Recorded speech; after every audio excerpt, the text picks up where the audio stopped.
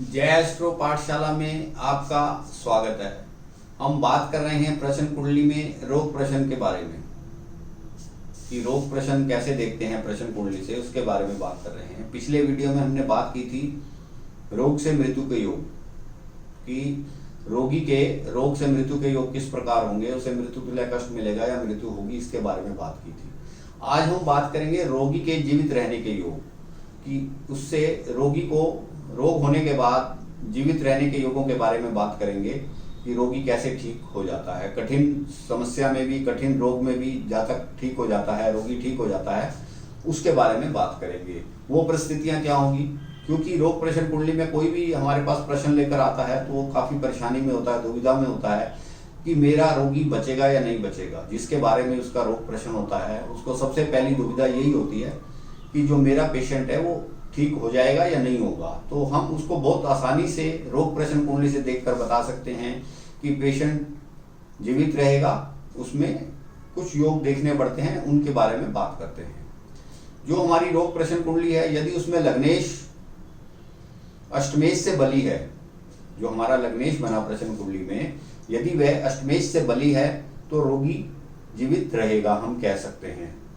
यदि चंद्र चौथे भाव में या आठवें भाव में पाप प्रभाव में बैठ जाए, पाप ग्रह के साथ बैठ जाए।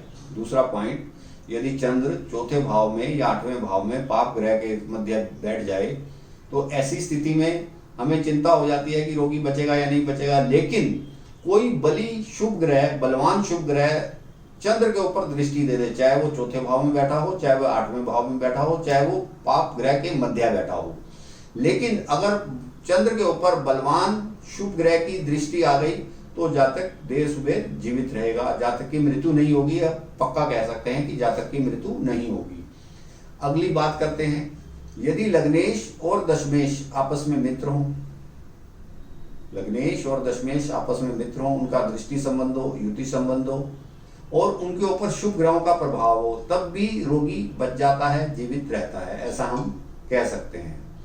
इसके बाद अगला देखते हैं, यदि अधिक बली ग्रह, बलवान ग्रह, शुभ ग्रह केंद्र त्रिकोण में बैठ जाए, कोई एक अधिक बली ग्रह या दो अधिक बली ग्रह केंद्र त्रिकोण में शुभ ग्रह होकर बैठ जाएं, तब भी जातक की मृत्यु नहीं होती, देर सवेर जातक ठीक हो जाता है। उसके जीवित रहने का योग हम कह सकते हैं कि जातक जिंदा रहेगा, रोगी जिंदा रहेगा। या एक बली शुभ ग्रह लगन में बैठ जाए, वो सब रोगों का क्षय कर देता है, सब रोगों को खत्म कर देता है और रोगी को दोबारा से ठीक कर देता है, तो हम कह सकते हैं कि जातक जीवित रहेगा। इसके अलावा हमें लगन की पोजीशन भी देखनी चाहिए। लगन यदि शुभ कर्तरी में हो, उसके दूसरे और 12वें भाव में शुभ ग्रह हो, लगन शुभ कर्तरी में हुआ और 8वें भाव से लगन बली हो, मजबूत हो, उस स्थिति में भी जातक की मृत्यु नहीं होती, रोगी की मृत्यु नहीं होती, जातक जीवित रहता है, हम ये भी कह सकते हैं।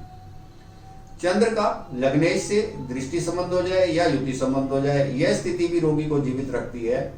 चंद्र का लग्नेश से दृष्टि संबंध हो जाए या युति संबंध हो जाए तो यह स्थिति भी जातक को जीवित रखने में योगदान देती है। इसके अलावा केंद्र में शुभ ग्रह हो, शुभ ग्रह हमारे कौन कौन से हुए, चंद्र, बुध, शुक्र और गुरु, और तीसरा, छठा, 11वां भाव खाली हो, चंद्र केंद्र में शुभ ग्रह हो और तीसरा, छठा, 11वां भाव खाली हो, ऐसी स्थिति में भी जातक के जीवित रहने के योग बन जाते हैं, जातक का रोग ठीक हो जाता है।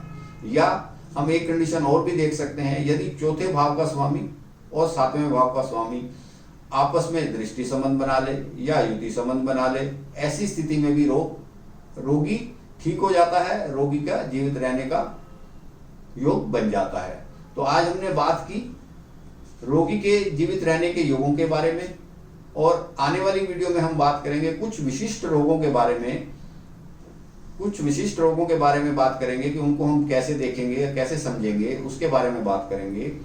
यदि यह वीडियो आपको अच्छा लगा हो तो इसे आप शेयर करें, लाइक करें और मेरे चैनल को भी सब्सक्राइब करें, जिससे कि मेरा आने वाला वीडियो सीधा आपको मिलता रहे।